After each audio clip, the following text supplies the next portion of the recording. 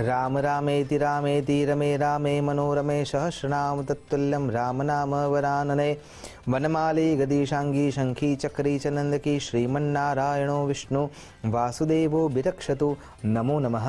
तमारा बधाનું સ્વાગત કરું છું આધ્યાત્મિક મહાશક્તિમાં। માર્ગશીર્ષ માસ કેમ આટલો ઉત્તમ માનવામાં આવે છે? કારતકનો મહિમા ઓછો છે જ નહીં અને અન્ય મહિનાઓનો મહિમા પણ ઓછો જરાય નથી। પણ ભગવાન શ્રી કૃષ્ણ એમ કહે છે, જ્યારે વિભૂતિ યોગની વિચારણામાં જઈએ છીએ ત્યારે આવા શબ્દો સ્પષ્ટ રૂપે જોવા મળે છે। માસાનામ માર્ગશીર્ષોસ્મિ। ઉત્તમ માસમાં જેમ ભગવાન સાંબ સદા શિવની આરાધના કરવી છે તો શ્રાવણ માસ ઉત્તમ માનવામાં આવે છે। એમ આ 12 મહિનામાં જ્યારે તમે માક્ષર મહિનાનો વિચાર કરો છો ત્યારે ભગવાન શ્રી હરિનારાયણની અનુકંપા પ્રાપ્ત કરવા માટેનો આ એક ઉત્તમ માસ છે। અને ભગવાન શ્રી કૃષ્ણ એના અંદર ટાપસી પૂરીને કહી રહ્યા છે, ગીતાજી એનો સાક્ષાત ઉપદેશમાં જ એ જણાવી રહ્યા છે કે આ સમયમાં કરેલું વ્રત વિધિ વિધાન ખરા અર્થમાં ઉત્તમતા આપનારું છે, ઉત્તમ ગતિ આપનારું છે અને મોક્ષ સુધી લઈ જનારું છે। તો એવું તો શું છે આ મહિનામાં કે જેના કારણે આટલી મોટી મહિમા ગાથા તીર્થ સ્થાનોમાં જવા માટેની વિચારણા આ માસમાં જોવા મળે છે? તો સૌથી પહેલો વિચાર કરવો જોઈએ ઋતુના આધારે। હેમંત ઋતુ આ સમયમાં વ્યાપ્ત હોય છે, એટલે ન વધારે ગરમી ન વધારે ઠંડી, અને એ સમયે આ જે હેમંત ઋતુ છે એ આપણા શરીર સાથે એવી રીતે જોડાયેલી છે કે જે શરીરની ઉર્જાને વધારવાનું કામ કરે છે। એટલે કે આપણા શરીરમાં જે પાચન તંત્ર છે એ પાચન તંત્રના અંદર રહેલો જે જઠરાગ્નિ છે એ અગ્નિને પ્રદીપન કરવા માટેની જે શક્તિ છે એ સૌથી વધારે આ સમયમાં વધતી હોય છે। અને એટલા માટે એ અગ્નિને વધારે પોષિત કરવા માટે થઈને આપણે તમામ પ્રકારના શિયાળાના વસાણા આ સમયમાં ખાતા હોઈએ છીએ, કેમ કે એનાથી શરીર પુષ્ટ થાય છે। તો શરીરને પુષ્ટ કરવા માટેની જે કોઈ શક્તિ આપનાર તત્વો છે એ તત્વોને ઉજાગર કરી અને એને પ્રશસ્ત કરવાની જે ક્ષમતા છે અથવા જે શક્તિ આપે છે એ આ માસ આપે છે। અને એટલા માટે ભગવાન શ્રી હરિનારાયણ જેનું દાયિત્વ પોષિત કરવાનું છે, દરેક જીવાત્માને પોષિત કરી અને એનું પાલન કરવાનું છે, અને એ શક્તિ આ સમયમાં વ્યાપ્ત થાય છે, એટલા માટે થઈને આ માક્ષર માસ ખરા અર્થમાં ઉત્તમ છે। અહીંથી આગળ જો વિચાર કરીએ તો એના અંદર જે એકાદશી આવે છે એ એકાદશી પણ એટલી જ વિશાળ વિચાર સાથે આવે છે। સૌથી પહેલી મોક્ષદા એકાદશી, અને જેને આપણે ગીતા જયંતિ તરીકે પણ ઉજવીએ છીએ। તો આ મોક્ષદા એકાદશી એટલે કહેવાનો અર્થ એ છે કે પહેલા 11 દિવસ સુધી પહોંચતા જે તમારી યાત્રા છે એ 10 ઇન્દ્રિયોને કંટ્રોલ કર્યા પછી 11મું મન જ્યારે તમારું સ્થિર થાય છે ત્યારે ભગવાનના ચરણારું રાગી બનીને આપણે મોક્ષ સુધી પહોંચી શકીએ છીએ। અને એટલા માટે મોક્ષદા એકાદશી આ સમય આવે છે। પણ મોક્ષ મેળવવો છે તો કોના આધારે મેળવશો? તમામ પ્રકારની સુખ સુવિધા સંપદા અને સંપત્તિના આધારે? જરાય નહીં। તો જ્ઞાનના આધારે। અને જો જ્ઞાનના આધારે મુક્તિ જોઈએ છે તો કોનો આશરો લેવો પડશે? તો એ છે ભગવદ્ ગીતા। અને એટલા માટે ગીતા જયંતિ આ સમયમાં આવે છે। અને ગીતાજીની આરાધના કરવાથી આપણને એવું સમજાય છે, અનન્યાંસ ચિંતયંતો મામ યે જનઃ પર્યુપાસતે તેષાં નિત્યાભિયુક્તાનાં યોગક્ષેમં વહામ્યહમ। એ બધાનું પૂરું કરનાર છે। હાથીને મણ જોઈએ છે તો એ મણ આપનાર છે, અને કીડીને કણ જોઈએ છે તો એ કણ આપનાર છે।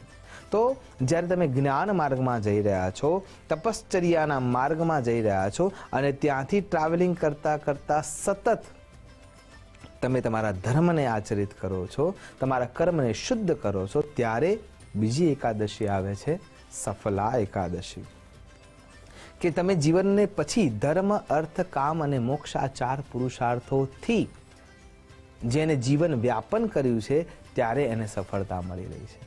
ન કેવળ સંન્યસ્ત અવસ્થા, ન કેવળ સંસાર અવસ્થા, બંનેનું સમાયોજન। ત્રીજી રીતે જો યોગની દ્રષ્ટિએ જોવા જઈએ તો જ્યારે શરીર આપણને માધ્યમ રૂપી મળ્યું છે ત્યારે આ અવસ્થામાં દરેક જીવાત્મા ફળી ફૂલી રહ્યું છે। એની શક્તિની ઉર્જા વધતી જઈ રહી છે.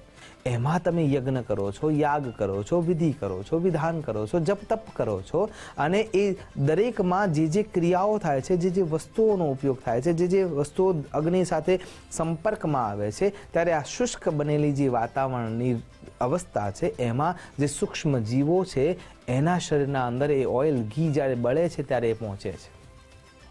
અને એટલા માટે તમે જ એ સૂક્ષ્મ જીવાત્માઓને પોષિત કરવાનું માધ્યમ બની જાઓ છો.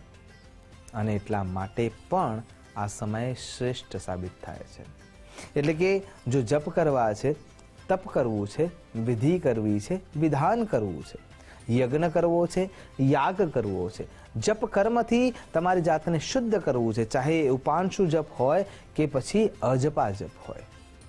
અને એના થકી જે જીવનના 4 પુરુષાર્થ છે, ધર્મ, અર્થ, કામ અને મોક્ષ, આ ચતુર્વિધ પુરુષાર્થને જે પાર પાડવા માટેનો સમય આવે છે, અને જે શક્તિવંત સમય છે, જેથી કરીને તમે ઉત્સાહપૂર્વક, ઉર્જાપૂર્વક, ઓજપૂર્વક તમારા તપને આરામથી કરી શકો છો, એ માટેની જે વ્યવસ્થા આપનારો ઋતુચક્ર છે, આ બધાનું આલંબન મળે છે. એટલા માટે સાર્થકતા, સિદ્ધતા સુધી પહોંચી શકે છે. એટલા માટે પણ આ સમય શ્રેષ્ઠ બની જાય છે. બસ એક જ વસ્તુ આપણને રોકતી હોય છે, આલસ્ય હિ મનુષ્યાણામ. એ જે દુશ્મન છે, એ દુશ્મન આપણે હરાવી શકીએ તો જ અંતષ્ઠય, અંતઃકરણ ચતુષ્ઠય શુદ્ધ થવાની શરૂઆત થશે. અને એ શુદ્ધ થવાની શરૂઆત થશે, એ શુદ્ધ કરવાનું માધ્યમ પણ માક્ષર માસ બની જતો હોય છે. એટલા માટે પણ ખરા અર્થમાં આ શ્રેષ્ઠ માસ છે. હજી જો વિચાર કરીએ તો જ્યારે તમે દાન કર્મ કરો છો, અન્નપૂર્ણા દેવીનો જે આરાધનાનો સમય છે એ પણ આ જ સમયમાં શરૂ થતું હોય છે. અને એટલા માટે જ્યારે તમે બીજાને મદદ કરવા માટેનો ઉપયોગ કરો છો પોતાના સંપત્તિનો, ત્યારે તમારી લક્ષ્મી પણ શુદ્ધ થવા જાય છે. અને જ્યારે એ લક્ષ્મી શુદ્ધ થાય છે ત્યારે તમારી પાસે એવી અવસ્થા આવે છે કે તમે 3 પ્રકારના પુરુષાર્થોને સાધ્ય કરી લીધા છે. બચ્યો છે એક જ પુરુષાર્થ, જે મુમુક્ષતાના માર્ગ તરફ તમને લઈ જાય છે. એટલે જે હાથમાંથી છૂટે છે એ તો ખાલી છૂટ્યું જ છે, પણ એ હૃદયમાંથી છૂટવાની શરૂઆત થાય છે. એટલે મુમુક્ષતા તરફ આપણી ગતિ પ્રબળ થઈ જાય છે. અને આ પ્રેરણા જે મળે છે એ પણ માક્ષર માસમાં સૌથી શ્રેષ્ઠ રીતે મળી શકે છે. ત્યારબાદ આ સમયમાં તીર્થાટન કરવાનો ઉલ્લેખ જોવા મળે છે શાસ્ત્રોમાં. અને એ તીર્થાટન તમે જ્યારે કરી રહ્યા છો ત્યારે પણ દરેક તીર્થમાંથી આપણને એક એવી ઉર્જા મળે છે કે જે ખરા અર્થમાં પ્રેરણાદાયી છે. મોટાભાગના જે સંત પુરુષો છે એ પરિભ્રમણ કરતા હોય છે, કેમ કે ઋતુચક્ર પણ એમાં મદદ કરી રહી છે. અને એટલા માટે આ બધું જ મળે તો 4 પુરુષાર્થ આપણે પાર કરી શકીએ છીએ.